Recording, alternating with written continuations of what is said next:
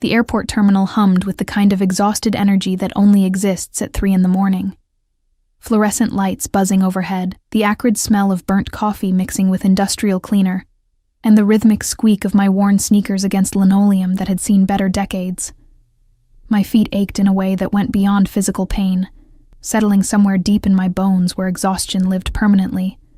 12 hours into my shift, 4 more to go. I pushed the cleaning cart past gate 47, barely registering the scattered passengers slumped in their chairs like abandoned puppets. A baby cried somewhere in the distance. Someone's phone alarm wouldn't stop beeping. The world felt muffled, distant, like I was watching it through dirty glass. "Excuse me?" A voice cut through my fog, low, smooth, with an accent that wrapped around the English words like expensive silk. I seemed to have dropped something. I turned, already forming my customer service smile, the one that never quite reached my eyes anymore. Then I saw him. He stood near the window, backlit by the tarmac lights, and for a moment, my brain simply refused to process what I was seeing. Tall, easily over 6 feet, with dark hair that looked artfully disheveled in a way that probably cost more than my monthly rent. Sharp cheekbones cast shadows across his face, and his eyes. God, his eyes were the color of whiskey held up to firelight, assessing me with an intensity that made my breath catch. He wore what looked like a casual outfit. Dark jeans, a fitted black Henley, but there was nothing casual about the way the fabric draped over what was clearly an athletic build, or the way his leather jacket probably cost more than my car, if my car actually ran. What did you drop? My voice came out smaller than intended. His lips curved into something that might have been a smile if it had reached those unsettling eyes. My pen. It rolled under your cart, I think. I blinked, looking down at the industrial cleaning cart that held nothing but dirty rags, spray bottles, and the crushed dreams of every night shift worker. Sure enough, wedged against the wheel was a pen, but not just any pen. Even in the harsh terminal lighting, I could see it was the kind of writing instrument that belonged in a museum, all gleaming metal and what looked like actual diamonds. Oh. I crouched down, my joints protesting, fingers reaching for the pen. The metal was cold, heavy, obscenely expensive against my calloused palm. As I straightened, I caught a whiff of his cologne, something dark and woody with notes of bergamot and danger. If danger had a smell, it probably did, and it probably smelled exactly like this. Thank you. His hand extended, and I noticed things I shouldn't have noticed. No wedding ring, expensive watch, the kind with complications I couldn't name. A thin white scar running along his knuckles. Hands that had never pushed a mop or scrubbed a toilet. I placed the pen in his palm, careful not to touch his skin, but his fingers closed around mine anyway. The contact sent electricity up my arm, and I jerked back instinctively. You work hard. It wasn't a question. His eyes traveled over my faded uniform, lingering on the name tag that read, Emma, happy to help, in cheerful letters that mocked my exhaustion. How long is your shift? I should get back to work. Professional. Keep it professional. Don't think about how his voice makes your spine tingle. Don't notice how he's looking at you like you're something rare and interesting instead of invisible. Of course. He stepped back, but something in his posture suggested he wasn't used to people walking away from him. I'm waiting for a delayed flight, gate 52. Perhaps I'll see you again before I board. It should have sounded like a casual comment. It didn't. It sounded like a promise, or maybe a warning. I nodded, grabbing my cart and pushing it away with more force than necessary. My heart hammered against my ribs like it was trying to escape. Stupid. Getting flustered over some rich traveler who probably flirted with every cleaning lady he encountered, making them feel special for 30 seconds before forgetting they existed. But I could feel his eyes on me as I walked away, could feel them like a physical touch burning between my shoulder blades. The next hour passed in a blur of trash bins and bathroom checks. I tried to focus on the familiar rhythm of work, the mindless tasks that usually helped me forget about my studio apartment with the leaking ceiling, the medical bills from my father's final hospital stay still sitting unpaid on my kitchen counter, The community college classes I'd had to drop because I couldn't afford books and rent in the same month. I tried. I failed. Because every time I turned a corner, I caught glimpses of him. Sitting at gate 52, laptop open, but his attention never quite on the screen. Always watching. Always aware. And he wasn't alone. I noticed that now. 2 men in dark suits flanked him at a distance, pretending to read newspapers, but their eyes constantly scanned the terminal. Security? Bodyguards? Who travels with bodyguards at 3 a.m? Emma, you got Section C tonight? Marge's gravelly voice startled me. My supervisor looked like she'd been born tired, cigarette smoke permanently embedded in her gray hair. Yeah, finishing up now. Good. Some VIP requested the executive lounge be deep cleaned. Boss wants you on it. My stomach sank. The executive lounge meant dealing with rich passengers who looked through you like you were made of glass. Can't someone else? You're my best cleaner. Stop arguing and get your ass up to the 3rd floor. The executive lounge was everything the main terminal wasn't. Soft lighting, leather chairs that probably cost more than I made in a year, and the kind of hush that only money could buy. Classical music played softly from hidden speakers. The air smelled like expensive coffee and privilege. It was empty except for one person. Him. He sat in a corner chair, one leg crossed over the other, that whiskey gaze finding me immediately. A slow smile spread across his face. The kind of smile that made my survival instincts scream warnings my body chose to ignore. We meet again. His voice carried across the empty space like a caress. My fingers tightened on the cleaning supplies. I'm here to clean. The staff said there was a request. There was. He stood, moving with a grace that seemed almost predatory, each step deliberate, measured. I made it. The air left my lungs. What? I wanted to see you again, without interruptions. He gestured to the space around us, empty, private, isolated, without eyes watching. Except his eyes were watching, devouring more like, taking in every detail of my cheap uniform, my tired face, my confusion. I don't understand. You can't just... People don't request private cleaning sessions. My voice wavered between professional protocol and pure panic. People don't. He stepped closer, and I caught that scent again. Bergamot, cedar, and something darker I couldn't name. Power, maybe. Possession. I do. I should go. My feet wouldn't move. Traitor feet. You're afraid. Not a question. An observation, delivered with something that might have been satisfaction. I'm working. There's a difference. Is there? Another step. We were close enough now that I could see flecks of gold in his eyes, could count his eyelashes if I were stupid enough to keep staring. Tell me, Emma. Happy to help. When was the last time someone saw you? Really saw you? The question hit like a physical blow. My throat tightened. You don't know anything about me. I know you work night shifts because they pay better and you need every dollar. I know you're educated. Your vocabulary is too refined for someone who only finished high school. I know you're alone because there's no ring on your finger and no one waiting in your phone.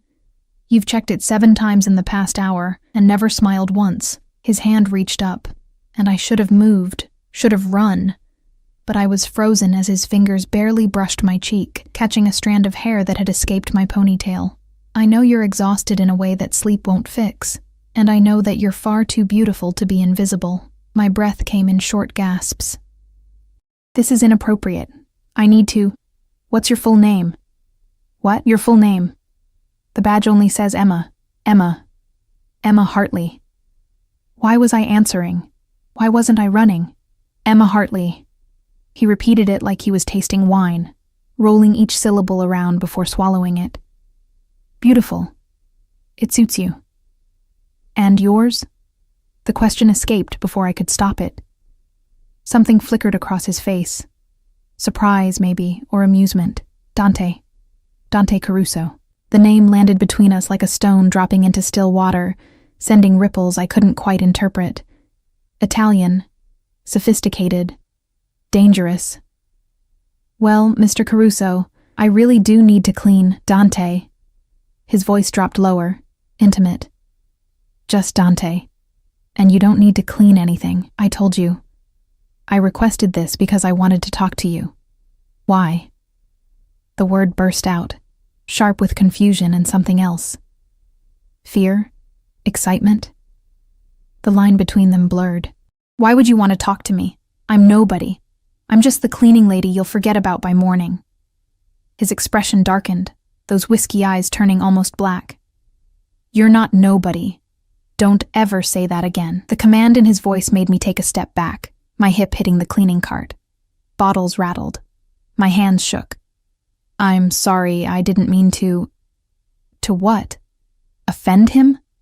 This was insane. This whole situation was insane. Emma. He moved closer again, eliminating the distance I'd created. I'm going to be very honest with you. From the moment I saw you in that terminal, pushing that cart like the weight of the world was on your shoulders, I couldn't look away. Do you know how rare that is? How rarely someone captures my attention so completely? I shook my head mutely. Very rare. His hand came up again, this time cupping my jaw with a gentleness that contradicted everything about his intensity. His thumb brushed across my cheekbone, and I couldn't stop the small gasp that escaped. I want to know you. I want to understand what haunts those beautiful eyes. I want... His phone buzzed. Then again. The spell shattered. Dante's jaw clenched as he pulled out his phone, glancing at the screen. His expression shifted, still intense, but now laced with something harder, colder. He typed a quick response, and I noticed his security detail had appeared at the lounge entrance, their expressions urgent. I have to go. The words came out clipped, reluctant. My flight is ready. Relief and disappointment warred in my chest. Of course. Safe travels. He pocketed his phone but didn't move toward the door. Instead, he reached into his jacket and pulled out a business card. Black, expensive cardstock with silver lettering. My number. Private line. I stared at the card like it might bite. I can't... Yes, you can. He pressed it into my palm, his fingers wrapping around mine, warm and impossibly gentle for someone who radiated such controlled violence. Call me. Tomorrow. Day after. Whenever you're ready to stop being invisible. I don't even know you. Then get to know me. His smile returned, but there was something predatory in it now. Something that made my pulse spike. I promise you, Emma Hartley, I'm worth knowing. Before I could protest, before I could think, he leaned down. His lips brushed my forehead. Barely a touch, gossamer light, but it burned like a brand, like a claim. Then he was walking away, his security falling into formation around him, and I was left standing in the empty executive lounge, a black business card clutched in my trembling hand, and the ghost of his touch still tingling against my skin. I looked down at the card. Dante Caruso. No title. No company. Just a phone number embossed in silver. My phone buzzed in my pocket, a text from an unknown number. You're testing me by not having saved my number already. I look forward to hearing your voice, Emma. Soon. How did he get my number? My hands shook harder as reality crashed back. The fluorescent lights, the classical music, the scent of his cologne still lingering in the air like smoke. I was just a cleaning lady. He was... What? Who traveled with armed security and requested private meetings in executive lounges at 4 a.m? I should throw away the card, block the number. Forget this ever happened. Instead, I slipped the card into my pocket, feeling its weight like a dangerous secret. Outside the lounge windows, I watched a private jet taxi toward the runway. Sleek, black, expensive. As it turned, I caught a glimpse of someone standing at one of the windows. Even from this distance, even through tinted glass, I felt those whiskey eyes watching me. The plane disappeared into the darkness, and I was left alone with a business card, a phone number, and the terrifying certainty that my invisible life had just become devastatingly, dangerously visible. I didn't call. For 3 days, that black business card sat on my kitchen counter like a coiled snake, beautiful and venomous. I'd circle it while making my instant coffee, stare at it while eating cereal straight from the box, feel its presence like a pulse in the cramped studio apartment that smelled perpetually of mildew and failure. You're testing me, His words echoed through my exhausted brain during every shift. I'd scrub toilets and remember the way his thumb had brushed my cheekbone, empty trash bins and recall that gossamer touch on my forehead, mop floors and feel those whiskey eyes burning into me from across impossible distances. "You look like shit," Marge observed on the fourth night, her cigarette-roughened voice cutting through my fog. "More than usual, I mean. Thanks for the pep talk. I'm serious, Emma. You getting sick? Can't afford to lose you during holiday travel season." Holiday season. Right. Christmas decorations had started appearing in the terminal, plastic garland and artificial cheer that made the fluorescent wasteland somehow more depressing. Families traveling to see loved ones, couples going on romantic getaways. And me, invisible Emma Hartley, pushing her cart through other people's joy. I'm fine. I wasn't fine. My phone buzzed constantly with texts from that unknown number. Never demanding, never crude, just persistent. "Good morning, Emma. I hope you slept better than I did. Thinking about you is becoming a dangerous distraction. 3 days. You're stronger than I anticipated. Or more stubborn. I'm not used to waiting. It's making me realize how much I want to hear your voice. I should have blocked the number, changed my own, filed some kind of complaint, though I wasn't even sure what the complaint would be. Rich stranger is interested in me? But I didn't block him.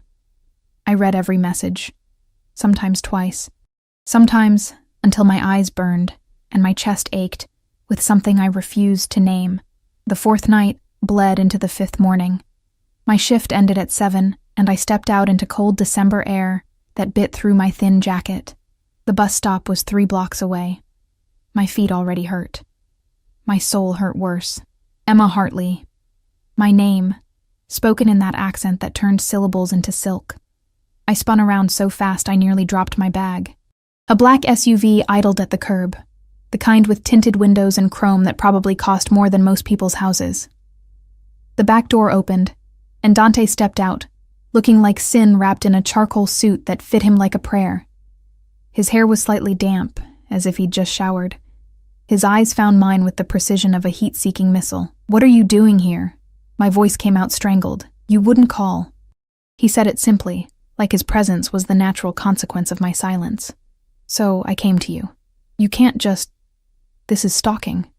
This is me making sure you're safe." He gestured to the SUV. "You were going to take the bus, alone, in the dark, through a neighborhood with a crime rate I researched extensively." "You researched?" Anger flared, hot and clarifying. "You have no right. I have every right to worry about someone I care about. You don't know me well enough to care about me." "Then let me fix that." He stepped closer, and God help me I didn't back away. "Have breakfast with me. 1 hour, just talk. If after that you want me to disappear, I will." "You'll disappear?" Skepticism dripped from every word. "Just like that?" Something flickered across his face. Pain, maybe. Or recognition of a lie he wanted to tell but couldn't. "I'll try." The honesty of it disarmed me more than any smooth promise would have. I look terrible. I smell like industrial cleaner. I haven't slept properly and... "You look beautiful." He said it with such conviction that I almost believed him. "And I don't care about anything except hearing what you have to say without fluorescent lights humming overhead." A man in a dark suit stood by the SUV's driver door, watching us with the blank expression of professional security. Another man sat in the front passenger seat, his attention on the street rather than us. "Who are you?" The question finally emerged, heavy with all the fear I'd been suppressing. "Really?" Dante's jaw tightened. "Have breakfast with me, and I'll answer every question you have. Honestly, completely. Why should I trust you? You shouldn't." His brutal honesty caught me off guard again. "But you're going to anyway. Want to know how I know?" I couldn't speak, could barely breathe, because you feel it too, this pull, this inevitability. His hand reached out slowly, telegraphing every movement, giving me time to retreat. When I didn't, his fingers brushed mine. Barely contact. Everything contact. You've felt invisible for so long that now someone sees you, really sees you. And it terrifies you because terror is easier than hope. Tears burned behind my eyes. That's not fair. No, he agreed softly. Nothing about this is fair. But it's real, Emma. This connection is real. And you can walk away. Take your bus. Forget I exist. Or you can take 1 hour to see if I'm worth the risk. The pre-dawn air crystallized between us, sharp with cold and possibility. Behind him, the city woke slowly. Garbage trucks rumbling, early commuters shuffling past. The world continuing like my entire life wasn't balanced on the edge of a knife. 1 hour, I heard myself say. And you answer everything. His smile could have melted steel. 1 hour. Everything. The SUV's interior smelled like leather and luxury. I slid across seats that probably cost more than my yearly salary, hyper-aware of my cheap uniform against such opulence. Dante settled beside me, close but not crowding, though I felt every inch of space between us like static electricity. The driver pulled smoothly into traffic. No one spoke. The silence felt heavy with unspoken things, with promises and threats tangled together like barbed wire wrapped in silk. We drove through the city as it transformed from night to day, leaving behind the airport's industrial sprawl for neighborhoods that grew progressively more expensive. Brownstones became mansions. Chain-link fences became wrought iron. The people on the streets wore coats that actually kept them warm. Where are we going? My voice sounded small in the SUV's hushed interior. Somewhere private. Dante's eyes remained fixed on me, as if memorizing every detail. Somewhere we can talk without interruption. Alarm bells rang. I thought you meant a restaurant, a public... Emma. He shifted slightly, and suddenly his hand covered mine on the seat between us. Warm, solid, grounding. I meant what I said. 1 hour. Questions and answers. But I can't give you honest answers in a place where anyone might overhear. My life is complicated. Dangerous, even. If you're going to know who I am, it needs to be somewhere secure. That doesn't exactly make me feel safer. I know. His thumb traced circles on my knuckles, and I hated how my body responded, pulse quickening, breath shortening. But safe and comfortable aren't always the same thing. I'm offering you truth. Truth is rarely comfortable. The SUV turned through gates that opened automatically, wrought iron topped with decorative spikes that looked less decorative and more defensive. A cobblestone drive curved through manicured gardens still green despite December's chill, and then the house, no, mansion, rose before us like something from a movie. Stone and glass and wealth that screamed old money, the kind that didn't need to announce itself. You live here? I breathed. One of my properties, the most secure. The SUV stopped beneath a covered portico. No one can get in without my permission. No one can hurt you here. Hurt me. Why would I need protection from being hurt? The driver opened my door, his face professionally blank. I stepped out onto cobblestones that probably cost more per square foot than my rent.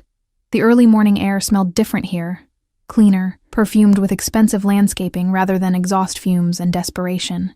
Dante's hand found the small of my back, guiding me toward massive double doors that opened before we reached them. A woman in a crisp uniform stood inside. Older, severe, with eyes that assessed me in one sweeping glance and clearly found me wanting. Mr. Caruso, breakfast is prepared in the solarium as requested. Thank you, Teresa. His voice carried authority that made the woman's spine straighten imperceptibly. We're not to be disturbed. Of course, sir. The interior was everything I expected, and nothing I could have imagined. Marble floors reflected morning light streaming through windows 2 stories tall. Art that looked museum quality hung on walls painted in rich, muted tones. A sweeping staircase curved upward like something from a fairy tale. But this felt more like the Beast's castle than Cinderella's ball. This way.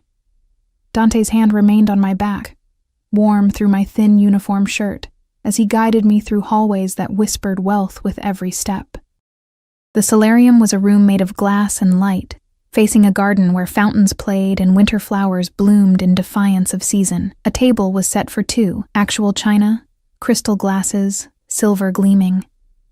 Food spread across the surface like a magazine spread, fresh fruit, pastries that smelled like butter in heaven, eggs that weren't from a carton, coffee that actually steamed. My stomach growled audibly. I couldn't remember the last time I'd eaten something that didn't come from a microwave or vending machine. Sit. Eat. Dante pulled out a chair, actual chivalry from someone who looked like he could kill without breaking a sweat. We'll talk while you have breakfast. You're not eating? I ate hours ago. I don't sleep much. He took the chair across from me, close enough to touch if either of us reached across the table. But I'll have coffee with you. I should have felt awkward, eating in my dirty uniform while he watched in his expensive suit. Should have felt self-conscious about the way I attacked the food like a starving animal, but the pastry melted on my tongue, and the fruit tasted like actual fruit instead of something engineered for long shelf life. And the coffee... God, the coffee was revelation. Good? Amusement colored his voice. It's obscene, I admitted around a mouthful of croissant. Everything's obscene. This house. This food. You, his eyebrow lifted. Me? Heat flooded my cheeks. I meant, this whole situation is obscene. I'm a cleaning lady eating breakfast in a mansion with a stranger who... I stopped, setting down my coffee cup with hands that trembled slightly. Who are you, Dante Caruso? Really? The amusement faded from his expression. He leaned back in his chair, coffee cup cradled in his hands, those whiskey eyes holding mine with uncomfortable intensity. I'm the head of a family business. Very old, very established.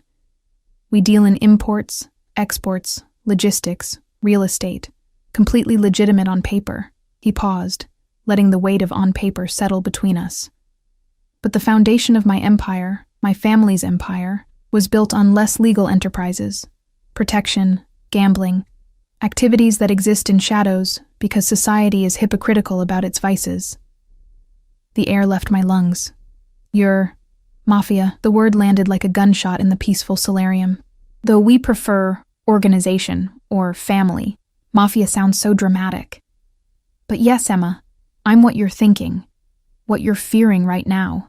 I should have run, should have screamed, should have done anything except sit there, frozen, as reality rearranged itself into something terrifying. You're a criminal. I'm a businessman who operates outside conventional legal boundaries. His voice remained calm, matter of fact. I don't deal drugs. I don't traffic humans. I have lines I won't cross, but yes, by legal definition, I'm a criminal. And you just told me? Just like that? You asked for truth. He set down his coffee cup, leaning forward with sudden intensity. I won't lie to you, Emma. Not now. Not ever. That's a promise I'm making. Right here. Right now. You want to know who I am? I'm dangerous. I'm powerful. I've done things that would make you run screaming. But I'm also the man who saw you in that terminal and felt something I didn't think I was capable of feeling anymore. What? Pity? Recognition. The word hit like a punch. You know what it's like to be invisible, to work yourself to exhaustion for scraps while people with everything walk past without seeing you. I know what it's like to be seen only for what you can do, what you can provide, never for who you are. We're both performing roles, Emma. Yours is just more honest than mine. I pushed back from the table, standing on shaking legs. I need to leave. This is insane. You're insane. I'm terrified. I know. He stood too, moving around the table with that predatory grace. But you're also intrigued, because for the first time in years, someone powerful isn't looking through you.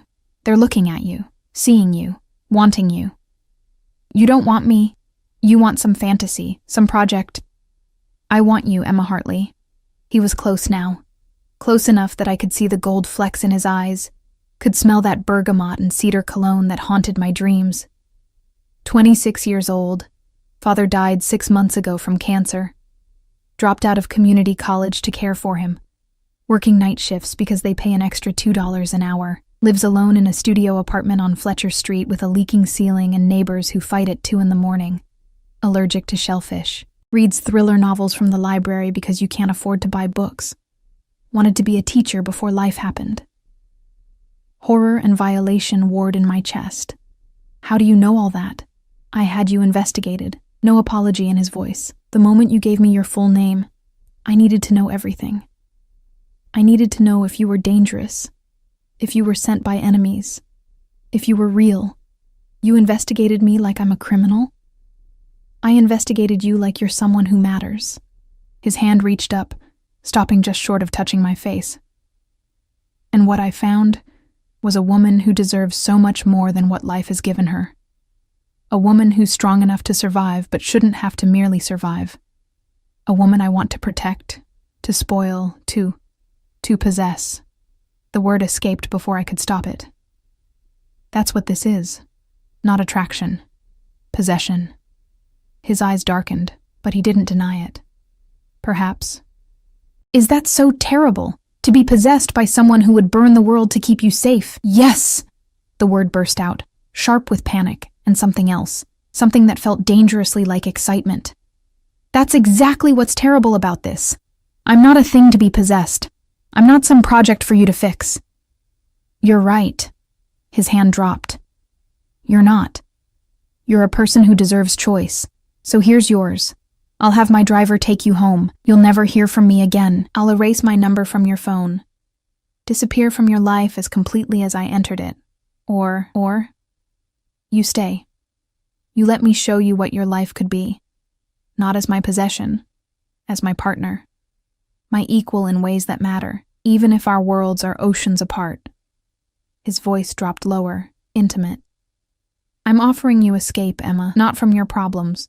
I'll solve those regardless of your choice. Your father's medical bills, already paid. Your rent, covered for a year. Your car? Fixed and waiting at your apartment. The world tilted. What? You can't just... I already did. Before I came to the airport this morning. Because whether you choose me or not, I refuse to let you struggle when I have the power to help. Tears burned hot. That's manipulation. You're trying to buy me. I'm trying to take care of you. The words exploded from him with surprising emotion. You've taken care of everyone else your entire life. Your father. Your responsibilities. Your survival. When does Emma get taken care of? When does someone tell Emma that she matters, that she deserves rest, that she shouldn't have to scrub toilets at 3 a.m. just to keep a roof over her head? You don't get to decide that, but my voice cracked on the words. You don't get to swoop in and fix my life like I'm some charity case. You're not charity. You're... He ran a hand through his hair, frustration evident in every line of his body. You're the first real thing I've felt in a decade. And maybe that's selfish. Maybe I'm trying to possess you because letting you walk away feels like losing something vital. But I'm honest about it, Emma. I'm not pretending to be a good man. I'm offering you a devil's bargain with full disclosure. The solarium felt too small suddenly, the glass walls closing in like a beautiful cage. What happens if I stay? What does that even mean? It means I court you properly. Dates. Conversations. Getting to know each other beyond the circumstances that brought us together. And yes, it means I protect you. Because my world is dangerous, and anyone associated with me becomes a target. But it also means you're free. Free from financial worry, free to pursue dreams that got shelved, free to discover who Emma Hartley could be, without survival crushing her spirit. And in exchange, his smile turned predatory. You give me the chance to prove I'm worth the risk. To show you that darkness isn't always evil. Sometimes it's just honest about its nature.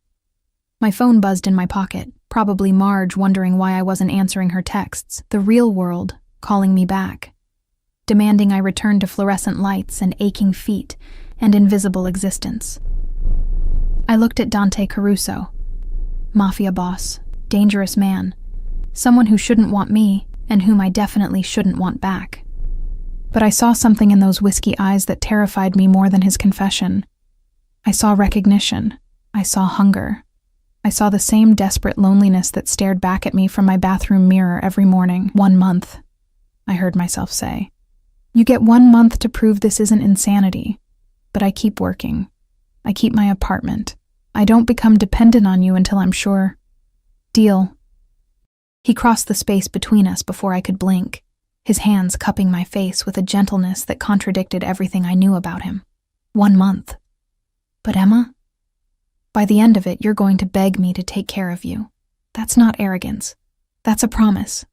Then his lips were on mine, possession and question tangled together, demanding and asking simultaneously. His mouth tasted like coffee and danger, and something addictive I couldn't name. My hands found his jacket lapels. Whether to push him away or pull him closer, I couldn't say.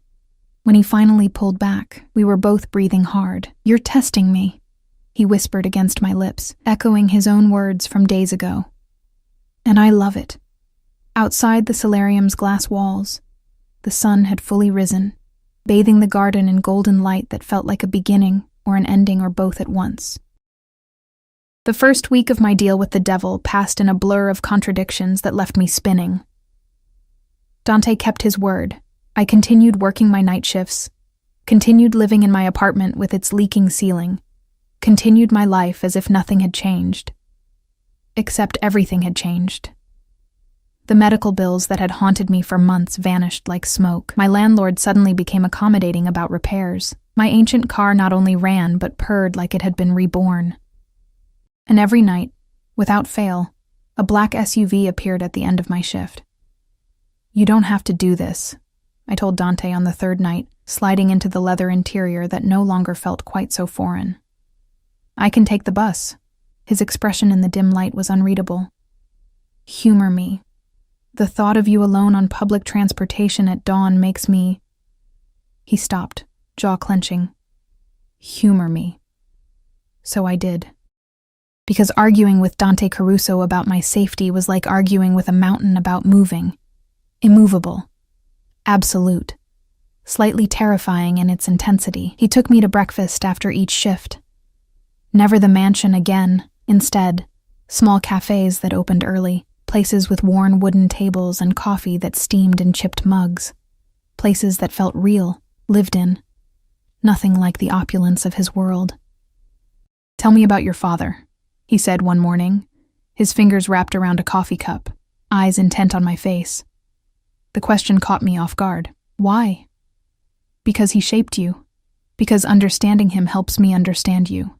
He leaned back, that predatory grace evident even in stillness. "Because I want to know everything." So I told him. About my father's laugh that could fill a room. About how cancer had hollowed him out slowly, stealing pieces until only pain remained. About sitting by his hospital bed reading thriller novels aloud, because the stories distracted him from dying. He made me promise something, I heard myself say, staring at my own coffee, at the end. He made me promise I'd live, really live, not just survive, that I'd find someone who saw me as precious, not convenient. Smart man. Dante's voice was soft. What would he think of me? I looked up, meeting those whiskey eyes that always saw too much.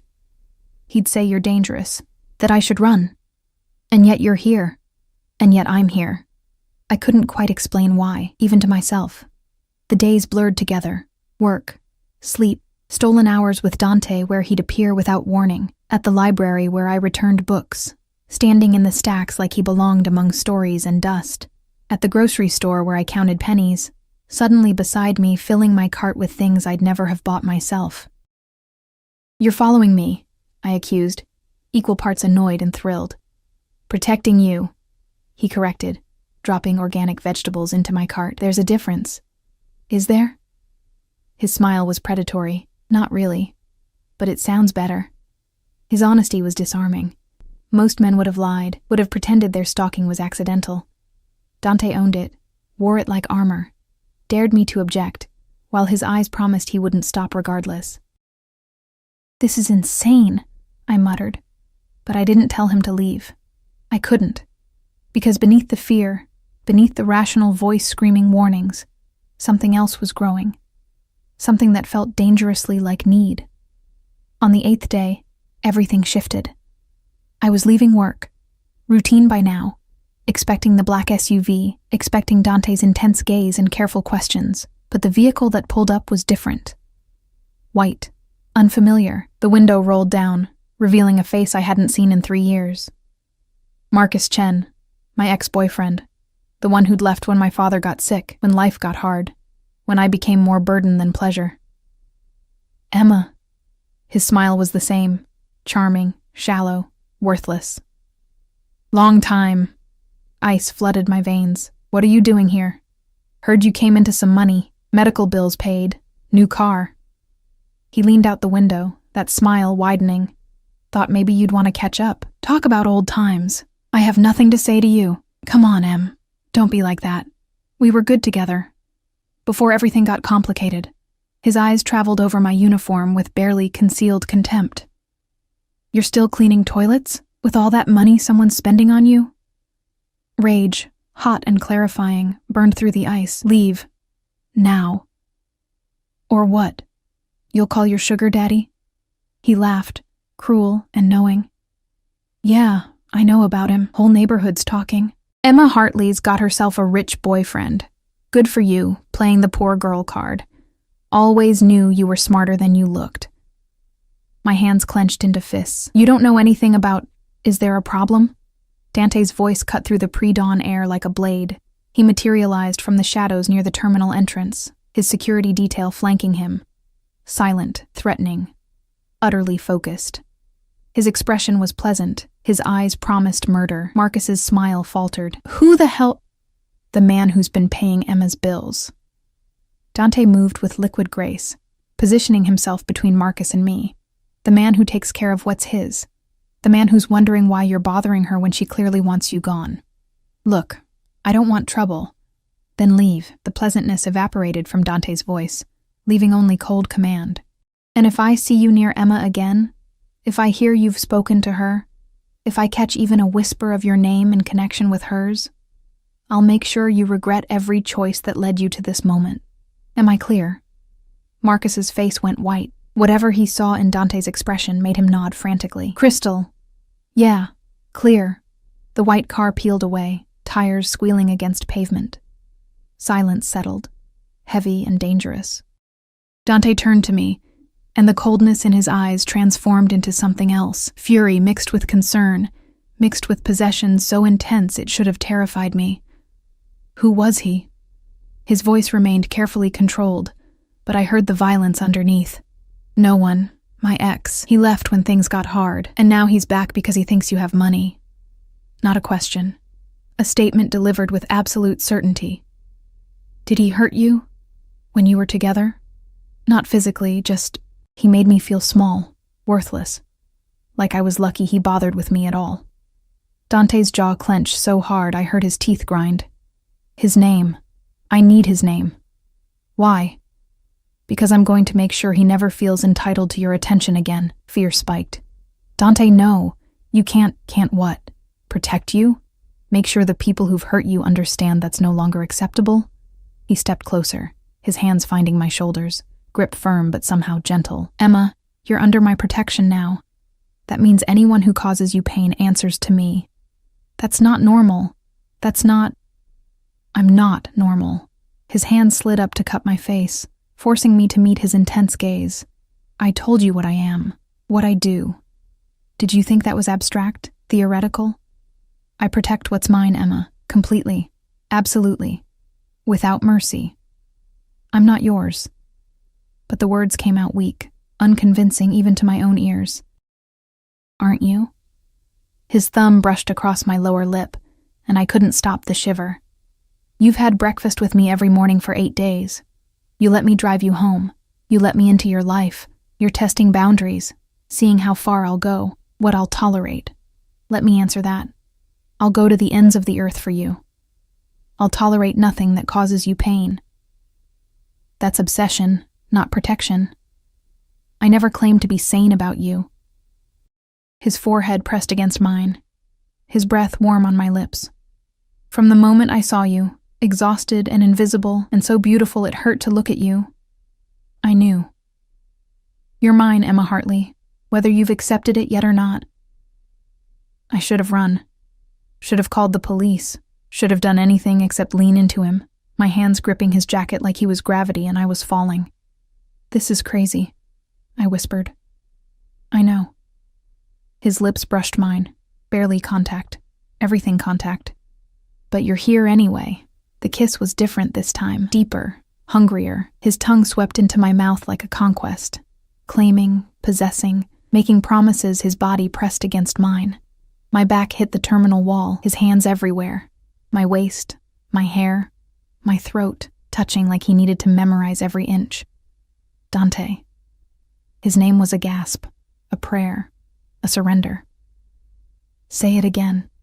His mouth moved to my neck, teeth grazing sensitive skin. Say my name like that again. We're in public. I don't care. His hand slid under my jacket, palm flat against my spine, pulling me closer. Let them see. Let everyone know you're mine. Possession. Obsession. Madness. Every rational thought screamed warnings, but my body betrayed me, arching into his touch, craving more of whatever dangerous thing we were creating between us. His phone buzzed. Then again. Reality intruded like cold water. Dante pulled back with visible reluctance, his breathing harsh. He checked his phone, and his expression darkened immediately. I have to go. Business, urgent. Okay. I tried to steady my voice, my heartbeat, my sanity. Marco will drive you home. He gestured to one of his security detail. Stay inside today. Don't go anywhere alone. Alarm flared. Why? What's wrong? Nothing you need to worry about. Just... He pulled me close again, his lips pressing against my forehead with desperate intensity. Promise me. Stay safe today. For me. Dante, you're scaring me. Good. His eyes met mine, deadly serious. Fear keeps you careful. Careful keeps you alive. Promise me, Emma. I promise. He left in a different SUV, black, bulletproof, surrounded by even more security than usual. I watched until the vehicle disappeared, a knot of dread tightening in my stomach. Marco, the driver, was a mountain of a man with kind eyes. Come on, Miss Hartley. Let's get you home. The drive passed in silence, my mind spun with questions, fears, the ghost of Dante's touch still burning on my skin. When we reached my apartment building, Marco insisted on walking me to my door, checking inside before nodding approval. Lock everything. Don't open for anyone but Mr. Caruso or his men. You have his number? Yes. Use it if anything seems wrong, anything at all. His expression was grave. He'd never forgive himself if something happened to you. After Marco left, I locked the door and leaned against it, my apartment suddenly feeling like a cage instead of a sanctuary. The afternoon sun streamed through windows that needed washing. Dishes sat in the sink. Laundry overflowed the hamper. Normal life. Except nothing felt normal anymore. My phone rang. Dante's number lighting up the screen. Are you home? Locked in? No greeting, just immediate concern. Yes, Marco made sure, a breath of relief. Good. I'm sorry about this morning. About your ex. About... He paused. About everything I am and everything that comes with me. Don't apologize for protecting me. Even when it's excessive, obsessive, especially then. The words surprised me as much as they probably surprised him. Nobody's ever cared enough to be excessive. Silence stretched between us, heavy with meaning. Emma. His voice dropped lower, intimate despite the distance. I need you to understand something. My world is dangerous. People I've wronged want revenge. Rivals want leverage. And you're the perfect leverage, because hurting you would destroy me. Should I be hearing this? Yes. Because I won't lie to you, remember? You deserve to know what you're getting into. What I'm dragging you into just by wanting you. Maybe I want to be dragged. His sharp intake of breath was audible. Don't say things like that unless you mean them. I mean them. And I did. God help me, I did. I'm terrified. You're insane. This whole situation is impossible. But I stopped, unsure how to articulate the feeling growing in my chest like something alive and dangerous. But you feel it too. He finished the thought. This pull, this inevitability, yes. Then trust me to keep you safe. Trust me to handle the darkness so you don't have to. Can you do that? I looked around my tiny apartment, safe, familiar, suffocating. Thought about my life before Dante, invisible, exhausted, alone. Thought about my father's final words. Promise me you'll live, really live. I can try. That's all I ask. His voice softened. Get some sleep. I'll come by tonight after your shift. We need to talk about increasing your security. Dante. Not negotiable, Emma. Not anymore. Things are escalating. I'll explain tonight. He hung up before I could argue. I stared at my phone, at his name on the screen, at the reality of what I'd agreed to settling over me like a weighted blanket, comforting and suffocating simultaneously. Sleep came eventually, fitful and full of dreams where whiskey eyes watched me from shadows, where danger smelled like bergamot and cedar, where obsession felt dangerously like love. I woke to banging on my door, frantic, urgent, wrong. "Emma! Emma, open up! It's Marge!" My supervisor's voice, tight with panic. I stumbled to the door, checking the peephole. Marge stood there, her usually weathered face pale, her hands shaking. I unlocked the door. "What's wrong? What? You need to come with me. Now.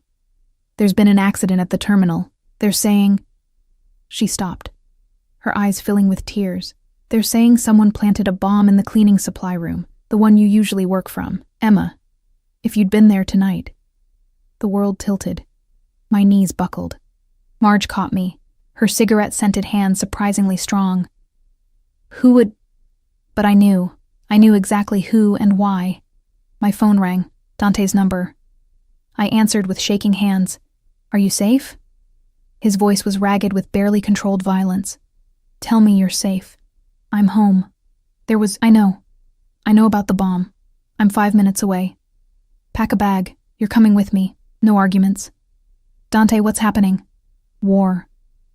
The word was flat, final, terrifying. "You're in the middle of a war you didn't ask for. And I'm going to end it, Emma. I'm going to burn everything to the ground before I let them touch you." The line went dead. Outside my window, I heard sirens growing closer. Marge stared at me with wide, frightened eyes. And somewhere in the city, a Mafia boss was coming to collect what he'd claimed as his, ready to paint the streets red to keep me safe. I had 1 month to decide if Dante Caruso was worth the risk. Apparently, someone else had decided to make that decision for me. Dante's SUV screeched to a halt outside my building exactly 4 minutes later. I watched from my window as he emerged, no longer the carefully controlled man who courted me over coffee. This version moved like violence incarnate, his security detail forming a protective barrier as he stormed toward the entrance. He didn't knock. The door flew open. He must have gotten a key from the landlord, or picked the lock, or simply willed it open through sheer force of fury. His eyes found me immediately, scanning for injuries with an intensity that stole my breath. "You're okay." Not a question. A statement he needed to confirm with his own eyes. "You're actually okay." I wasn't there. I was sleeping. Marge came to tell me. He crossed the room in 3 strides, pulling me against his chest with desperate strength. His heart hammered beneath my ear, his hands fisting in my hair like he needed to convince himself I was real.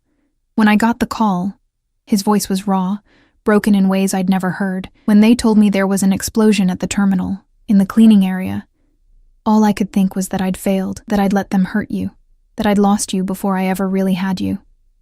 "Who's they?" I pulled back enough to see his face. "Who did this?" His jaw clenched, fury and something darker flickering across his expression. "The Volkov Bratva, Russian organization that's been trying to muscle into my territory for months.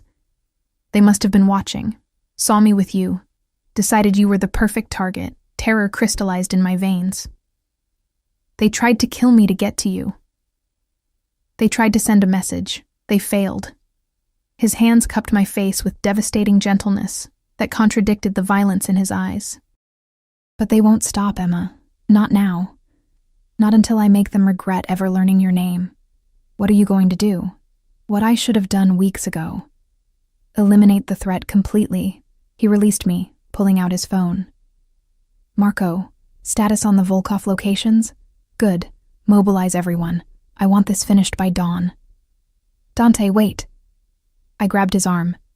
"You're talking about killing people, about starting a war. The war started the moment they put your life at risk." His eyes met mine, and I saw something terrible in their depths. Absolute conviction, zero remorse. "I told you what I am, Emma. I'm not a good man. I don't negotiate with people who threaten what's mine. I erase them." The casual way he said it should have horrified me. Maybe it did. But beneath the horror was something else.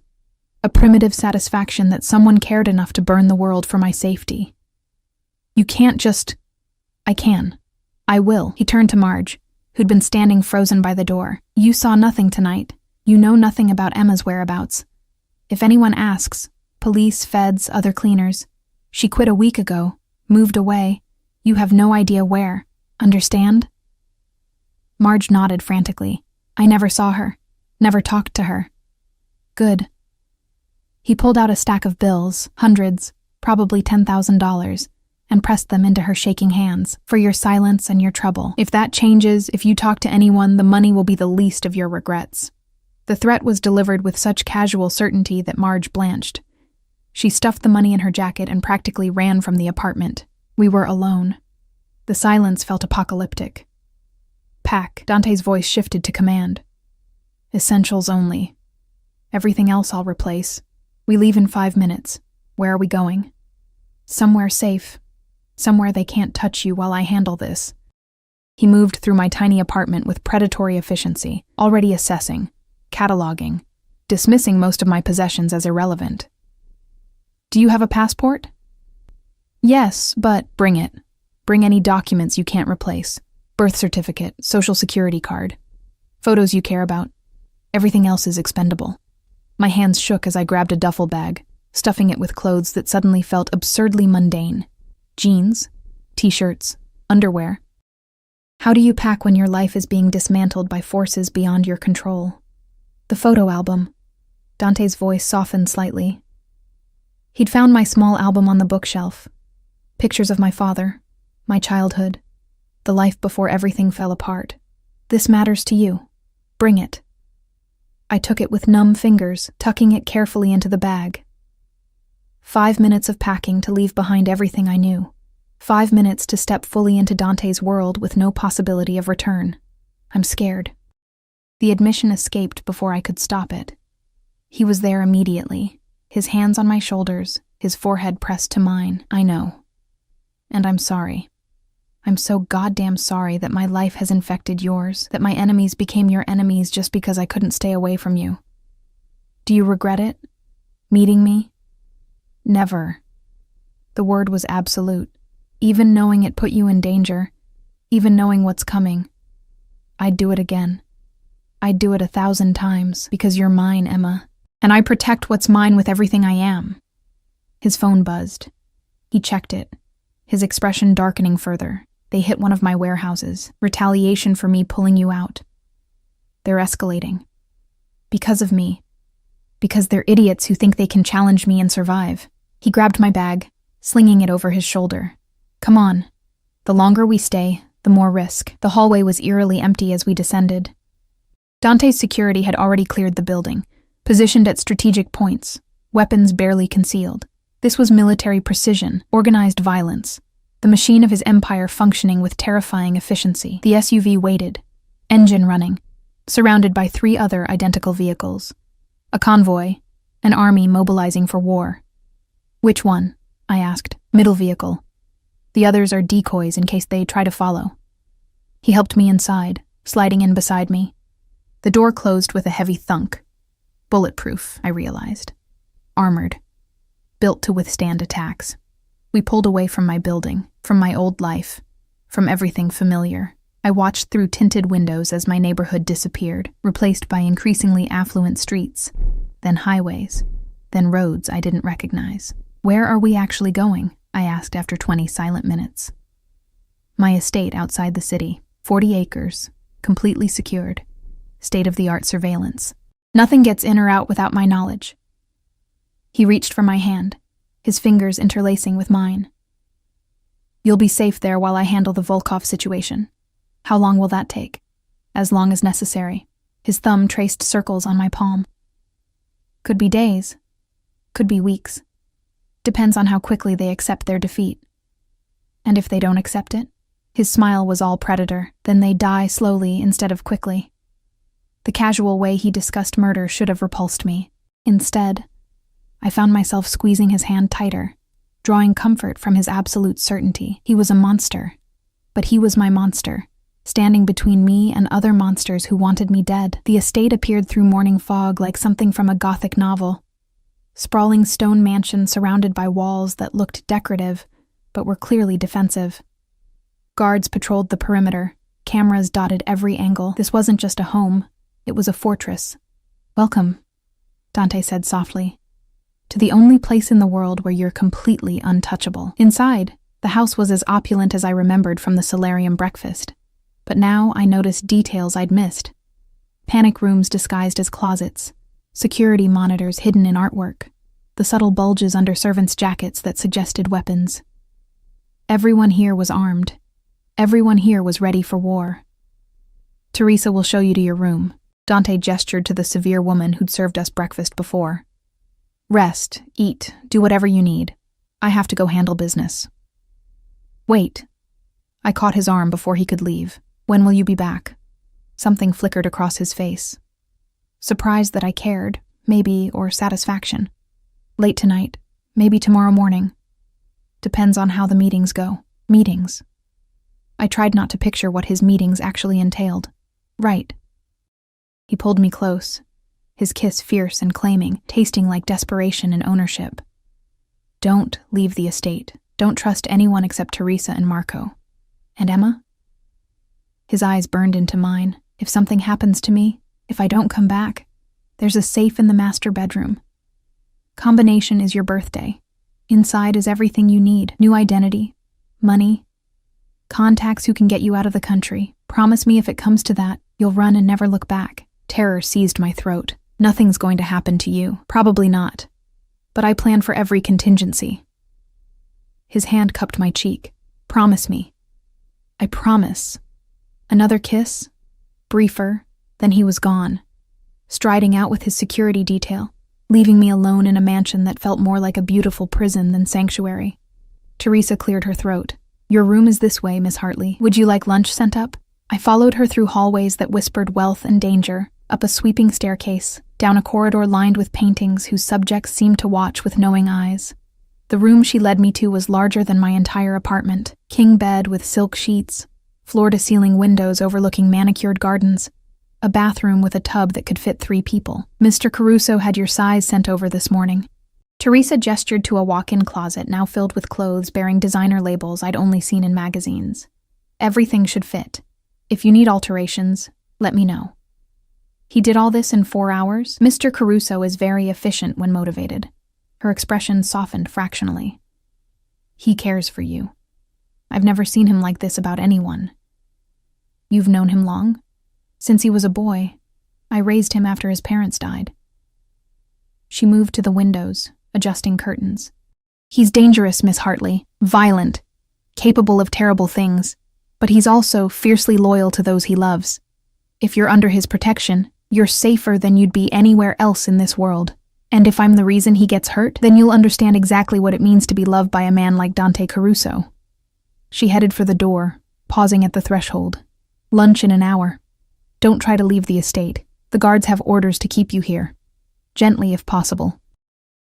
The door closed with a soft click, leaving me alone in luxurious captivity. I explored the room like a prisoner mapping their cell, tested the windows, locked, checked the bathroom, obscenely opulent, examined the closet, clothes in exactly my size, which should have been romantic but felt like surveillance. My phone sat on the bedside table, deliberately placed by someone. When I picked it up, I found only one contact remaining. Dante. He'd erased everything else, my old life, my contacts, anything that could tie me to the person I used to be, protecting me or controlling me. Maybe both. Maybe there was no difference anymore. Hours crawled past. Lunch arrived on a silver tray, food I couldn't taste. Afternoon faded to evening. I tried on clothes that fit perfectly. Each garment a reminder that Dante knew my body better than I'd realized. Had he watched me that carefully, measured me with his eyes during those breakfast conversations? Night fell. Still no word. I stood at the window, watching security patrols cross the grounds with military precision, and tried not to imagine what Dante was doing, tried not to picture blood on his hands, bodies falling, the violence he wielded so casually in my defense. My phone rang at midnight. Dante's name lit up the screen. Are you safe? I answered immediately. His laugh was dark, exhausted. Worried about me, sweetheart? Don't call me that when I can hear gunfire in the background. Just firecrackers. Celebratory.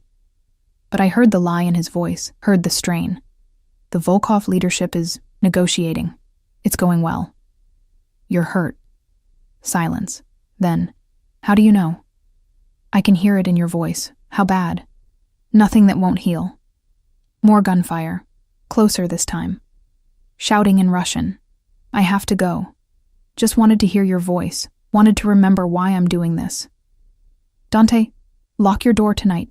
Keep your phone close. And Emma? His voice dropped to something raw and honest. I'm coming back to you. Whatever it takes, whoever I have to kill, I'm coming back. The line went dead. I stood there in the darkness, phone clutched in shaking hands, and finally admitted the truth I'd been avoiding since that first night in the terminal. I was falling in love with a monster. And the most terrifying part was that I didn't want to stop. Dawn broke over the estate in shades of gold and crimson, beautiful and ominous, like blood diluted in honey. I hadn't slept, had spent the night pacing my gilded cage, jumping at every sound, imagining worst-case scenarios with vivid clarity. The door opened without warning. I spun around, heart hammering. Dante stood in the doorway, and my breath caught. His suit was ruined, blood spatters across the white shirt, jacket torn at the shoulder, a cut above his eyebrow that had stopped bleeding, but looked vicious. His eyes were hollowed with exhaustion, and something darker, the aftermath of violence, the residue of things he'd done and couldn't undo. You're alive, the words tumbled out, relief and fury tangled together. I'm alive. He stepped inside, closing the door. The Volkov Bratva is no longer a concern. Their leadership is dead. Their organization is scattered. You're safe, Emma. Completely safe. You killed them. Not a question. I erased them. He said it without remorse, without apology. Every single person who knew your name, who might have seen your face, who could have posed a threat, they don't exist anymore. I should have been horrified, should have run screaming. Instead, I crossed the room and wrapped my arms around him, holding tight despite the blood, despite everything. You're insane, I whispered against his chest. I know. His arms came around me, crushing me close. But I'm yours, and you're mine, and anyone who tries to change that ends up like the Volkovs. He kissed me then, desperate and claiming, tasting like violence and devotion. His hands roamed my body like he needed to confirm I was real, whole, his. I kissed him back with equal desperation, pouring every complicated emotion into the contact. When we finally broke apart, both breathing hard, his forehead rested against mine. I love you, he said simply. I know it's too soon. I know I'm too much. But I love you, Emma Hartley, and I need you to decide. Are you mine? Completely? Or do I let you go before I drag you deeper into the darkness? I looked into those whiskey eyes that had seen me from the first moment, that had made me visible when the world looked through me. Thought about my father's dying words about living, really living. Thought about the choice before me, safety in invisibility or danger in being seen, cherished, possessed by someone who would burn the world to keep me safe. I'm yours, I whispered. God help me, I'm completely yours. His smile was triumphant, possessive, absolutely devastating. Then let me show you exactly what that means. Bloco 5, Final. 3 months later, I stood in front of floor-to-ceiling windows in what had become our bedroom, no longer just Dante's but ours, watching spring transform the estate gardens into something impossibly beautiful. Cherry blossoms drifted like pink snow. Fountains sparkled in morning light. The world outside these walls continued spinning, but inside, time moved differently. I'd stopped working at the airport the night of the bombing, stopped pretending I could maintain my old life while living in Dante's world. The transition hadn't been easy. I'd fought him on it, insisted I needed independence, needed to feel like more than just his protected possession. Then go back to school, he'd said simply, pulling up university websites on his laptop. Finish your degree, become the teacher you wanted to be, but do it without exhausting yourself, without choosing between dreams and survival. So I had.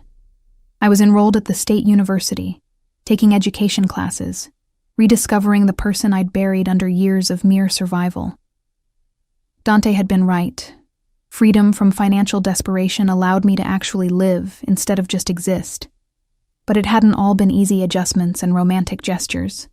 The nightmares came first, vivid dreams of bombs, of men with guns, of Dante not coming back from one of his business trips. I'd wake screaming, and he'd be there immediately, pulling me against his chest, whispering promises in Italian I didn't understand but felt in my bones.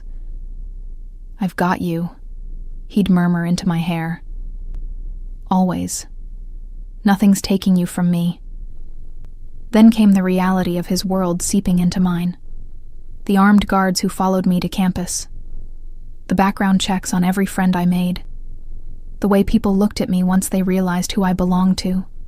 Fear, respect, calculation.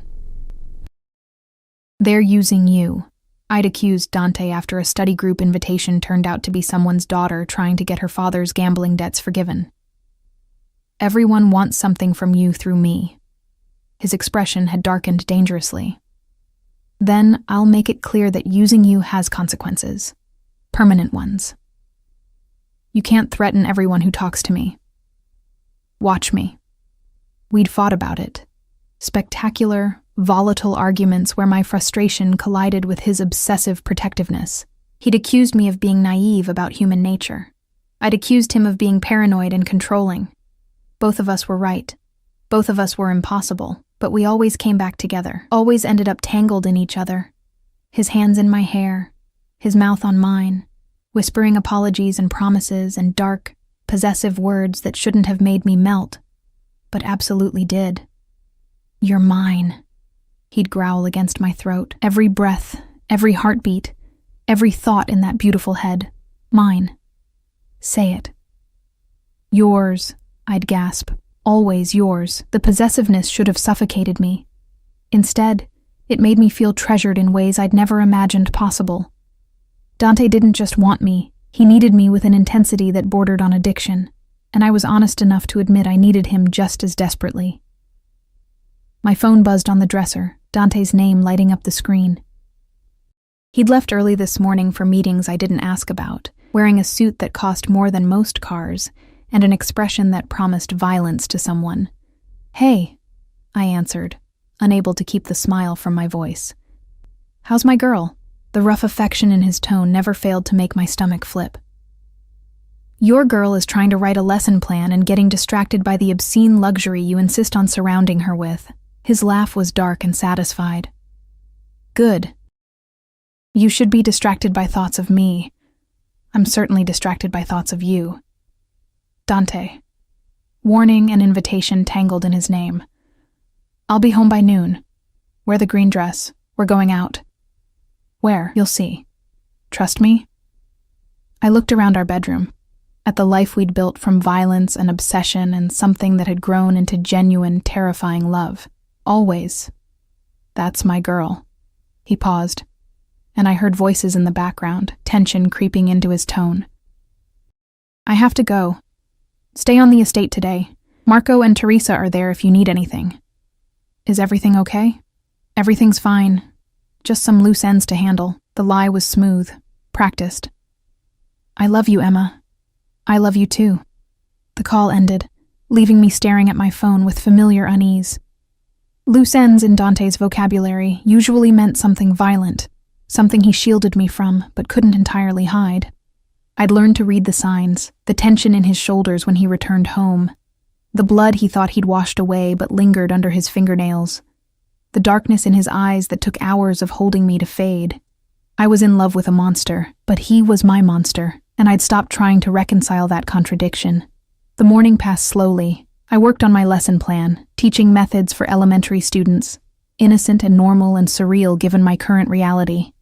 Teresa brought lunch on a silver tray, her expression unreadable. "Mr. Caruso called. He'll be delayed. Dinner instead of lunch." Something in her tone made my spine straighten. "Is he in danger?"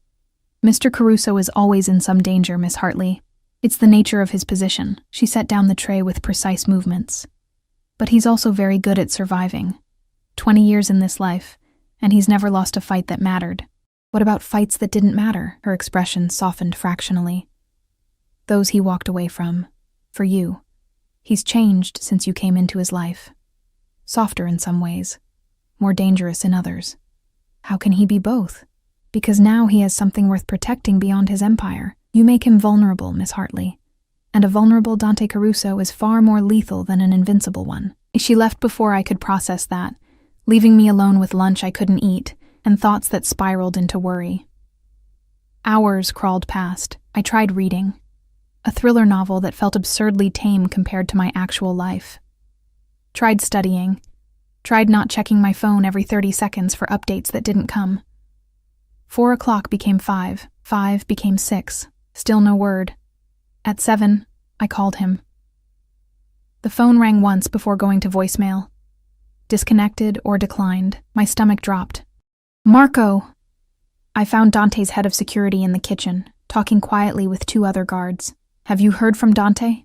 His expression was carefully neutral. Not in the past hour, Miss Hartley. But that's not unusual during negotiations. What negotiations? What's really happening? I can't discuss Mr. Caruso's business with you.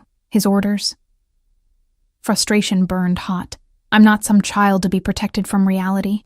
If he's in danger, if Mr. Caruso is in danger, there's nothing you can do except wait here where he knows you're safe. Marco's voice gentled slightly. That's the hardest part about loving a man like him, Miss Hartley. Learning to trust that he'll come back. I wanted to scream. Wanted to demand answers. Wanted to storm out and find Dante myself. But I was trapped. By his protection. By my own helplessness in his violent world. By the terrible understanding that my presence might make things worse instead of better. So I waited. Paced the bedroom until my feet ached. Watched the sun set in colors that reminded me of blood and fire. Tried not to imagine worst-case scenarios that played like horror movies behind my eyes. At 9:30, I heard vehicles on the drive. Multiple engines. Urgent movements. My heart hammered as I ran to the window. 3 SUVs pulled up to the entrance, and my breath stopped entirely. Dante emerged from the middle vehicle. Alive, upright, but clearly injured. His left arm hung at an odd angle. Blood soaked through his shirt. His face was a mask of controlled pain and fury. Marco and 2 other men supported him as he climbed the front steps, moving with the careful precision of someone holding themselves together through sheer will. I flew down the stairs, taking them 2 at a time, terror and relief warring in my chest. Teresa tried to stop me at the bottom, but I pushed past her, bursting into the foyer just as they were helping Dante through the door. Oh my God! The words came out strangled. His head snapped up, those whiskey eyes finding me immediately. Despite the pain, despite the blood, his expression softened. I'm okay. It looks worse than it is. You're covered in blood. Most of it's not mine. He tried to smile, failed. Emma, I need you to go upstairs. Absolutely not. I was at his side before anyone could stop me, my hands hovering over him, terrified to touch and cause more pain. What happened? Ambush. Remnants of the Volkov organization seeking revenge. His jaw clenched as Marco helped him toward the study. They're dealt with. Permanently. But I took a bullet to the shoulder and my arm's broken. You need a hospital. I have a doctor coming here. Hospitals ask questions. He let them guide him to a leather sofa, his face going gray with pain as they lowered him down. Emma, please. I need you to not look at me like that. Like what? Like you're watching me die. His good hand reached for mine, grip surprisingly strong. I'm not dying. I've survived much worse. That's not comforting. The doctor arrived within minutes, a severe woman who clearly knew Dante well and had no patience for emotional scenes. She ordered everyone out except Marco, but I planted my feet and refused to budge. I'm staying. Dante's expression was unreadable. Emma, I'm staying. Each word came out sharp, brooking no argument. You don't get to shut me out of this part. If I'm yours, if this is my life now, then I'm here. For all of it. Something shifted in his gaze. Surprise, pride, possession. All right. But it's not going to be pretty. He was right. Watching the doctor dig the bullet from his shoulder, listening to his sharp intakes of breath that were the only indication of pain, seeing the damage close up, it was horrific. But I held his good hand through all of it, grounding him, refusing to look away even when everything in me wanted to run. "You're stronger than I gave you credit for," he said afterward, voice rough from pain, and probably the whiskey they'd given him for it. His shoulder was bandaged, arm set in a cast, bruises already blooming across his ribs. Most people can't watch that without fainting. Most people aren't in love with someone who gets shot at regularly. I sat beside him carefully, mindful of his injuries. "This is what you meant, isn't it? When you said your world was dangerous?" "Yes." No deflection. No softening of the truth. "This is my reality, Emma. Violence, retaliation, constant vigilance. I can protect you from most of it, but I can't promise you'll never see me like this again." "Then don't promise." I took his good hand in both of mine. "I don't need false promises. I need honesty. I need to know when you're in danger so I'm not blindsided. I need to be your partner, not your protected princess in a tower." His thumb traced circles on my palm. "If I tell you everything, you'll worry constantly. I already worry constantly. At least if I know, the worry won't come with lies." He studied me for a long moment, those whiskey eyes seeing everything as always. Finally he nodded. "All right. Partnership. Honesty. But Emma," his grip tightened, "you have to understand that some things I do, you won't be able to accept. Some choices I make will horrify you. Can you live with loving someone whose hands are perpetually covered in blood?"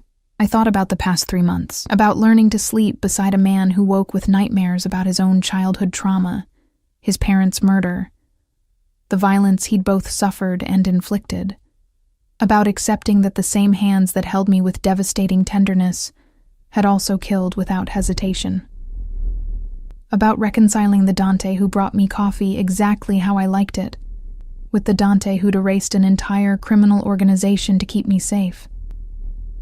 "I already do," I said softly. "I love you exactly as you are. Monster and man, violence and devotion, all of it." His expression cracked, vulnerability bleeding through the controlled facade. "I don't deserve you. Probably not. But you're stuck with me anyway." He pulled me closer with his good arm, mindful of his injuries, and kissed me with something that felt like reverence. Like I was salvation he didn't deserve but couldn't release. "Marry me," he whispered against my lips. The world stopped. "What?" "Marry me, Emma Hartley. Not because I'm trying to possess you, though God knows I want to. Not because it makes sense or follows any reasonable timeline, but because tonight, bleeding and broken, the only thing I could think about was getting back to you. You're my home, my reason, my everything. So marry me. And let me spend the rest of my life proving I'm worth the risk." Tears burned hot. "That's not a proposal. That's manipulation through emotional vulnerability. It's the truth." His forehead pressed to mine. "Say yes, or tell me no, and I'll ask again tomorrow, and every day after until you say yes, because I'm nothing if not persistent when I want something." "You're insane. Say yes anyway." I looked into those eyes that had seen me from the very first moment, thought about my father's dying wish for me to really live, thought about the choice before me, safe invisibility or dangerous visibility, comfortable loneliness or terrifying love. "Yes," I whispered. "Yes, I'll marry you, you obsessive, overprotective, impossible man." His smile could have lit the darkness. "I need to get you a ring, something obscene and beautiful. Something everyone sees and knows you're mine. I don't need, but I need to give it to you." His hand cupped my face. "I need everyone to know that Emma Hartley belongs to Dante Caruso. That she chose the monster. That she's untouchable because hurting her means facing something worse than death. You really are a caveman. I prefer traditional." His thumb brushed across my lower lip. "But yes, you make me primitive, possessive, desperate to mark you as mine in every possible way." We sat there in the aftermath of violence and proposal, his blood seeping through bandages, my tears dampening his shirt. And somehow it felt perfect. This wasn't a fairy tale. This was real, messy and dangerous and absolutely true. The next few weeks blurred together. Dante recovered with stubborn speed, refusing to be slowed by injury. The ring appeared 3 days after his proposal, a diamond so large it seemed obscene, set in platinum with smaller stones that caught light like captured stars. He slid it on my finger with reverent intensity, sealing the promise we'd made. Planning a wedding when your fiancé was a Mafia boss proved complex. Guest lists had to be vetted, venues needed security clearances. Every detail was scrutinized for potential threats. But Dante insisted on something beautiful for me, something that felt like celebration rather than paranoia. "You deserve joy," he'd said, reviewing security plans with Marco. Real joy. Not just safety masquerading as happiness. We married 6 weeks later in the estate gardens, surrounded by cherry blossoms and armed guards hidden among the trees. The ceremony was small. Teresa stood as my witness, Marco as Dante's. A judge who owed Dante favors officiated. I wore a dress that cost more than my old car, and Dante wore a suit that made him look like sin wrapped in expensive fabric. When he slid the wedding band on my finger, platinum to match the engagement ring, his eyes held everything we'd become. Violence and devotion, possession and partnership, love that defied every reasonable boundary. Mine, he whispered as the judge pronounced us married. Yours, I agreed, always. The reception was larger. Family members from Dante's organization, business associates, people whose hands were as bloody as his. They looked at me with curiosity, respect, calculation. I was no longer invisible Emma Hartley, cleaning lady. I was Emma Caruso, wife of one of the city's most dangerous men. "How does it feel?" Teresa asked during dinner, her severe expression softer than usual. "Being visible?" I looked across the table at Dante. My husband now, legally and irrevocably mine, and saw him watching me with that familiar intensity that still made my breath catch. Terrifying, I admitted, but real. For the first time in years, I feel completely, dangerously real. Night fell over the estate, transforming the reception into something magical. Lights twinkled in trees, music played. Dante pulled me onto the makeshift dance floor, his arms wrapping around me like I was precious and breakable and infinitely strong all at once. "Thank you," he murmured into my hair as we swayed. "For what?" "For seeing me, for choosing me, for loving the monster under the man." His hand tightened on my waist. "I know this isn't the life you planned. I know I dragged you into darkness. You gave me light," I interrupted. "You made me visible when the world looked through me. You saw worth where I'd stopped seeing anything. Yes, your world is dangerous. Yes, loving you means living with fear. But it also means living, really living, instead of just surviving." His kiss tasted like promise and possession and home.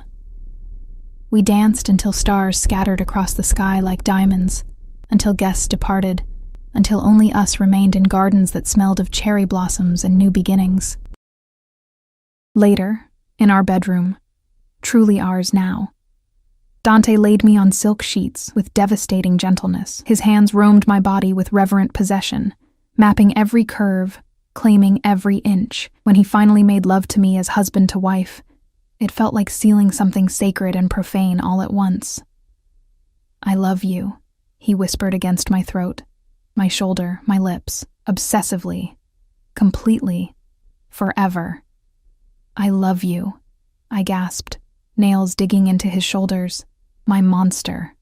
My home." Afterward, we lay tangled together, his hand splayed possessively over my stomach, my head on his chest listening to his heartbeat steady and strong. "I never thought I'd have this," he admitted into the darkness. "Love, partnership, someone who knows what I am and loves me anyway. I never thought I'd be seen," I countered. "Really seen, not just noticed. You gave me that. We gave each other that." His arms tightened. "You're my salvation, Emma Caruso. The light in my darkness. The reason I'll keep fighting, keep surviving, keep being the monster when necessary. Because I have something worth protecting that's worth any sin." I smiled against his chest, feeling the rightness of it settle into my bones. This wasn't a fairy tale. This was better, real and complicated and absolutely true. 6 months into marriage, I stood at the same windows where this part of my story had begun, watching gardens bloom with summer color. My hand rested on the subtle swell of my stomach. 3 months pregnant, carrying the future we were building from violence and devotion. Dante appeared behind me, his arms wrapping around me, hands covering mine over our growing child. "What are you thinking about?" he asked softly. "That night in the terminal, when you dropped your pen and looked at me like I was something rare instead of invisible." I leaned back into his warmth. If someone had told me that moment would lead here, to you, to this life, to us, I never would have believed them. Would you have run if you'd known? I thought about it honestly, about the violence and danger and obsessive possession, about the love and security and finally being seen. "No," I said finally. "I'd have stayed. Because you're worth every risk, Dante Caruso. You always were." His lips found my temple, my cheek, my lips. Soft kisses that promised forever. Outside, the world continued spinning. Dangers lurked. Enemies plotted. Darkness existed in corners and shadows. But here, in our fortress made of stone and love and absolute certainty, we were untouchable. I was no longer invisible Emma Hartley, drowning in survival. I was Emma Caruso, seen, loved, possessed by a man who would burn the world to keep me safe, and I wouldn't have it any other way.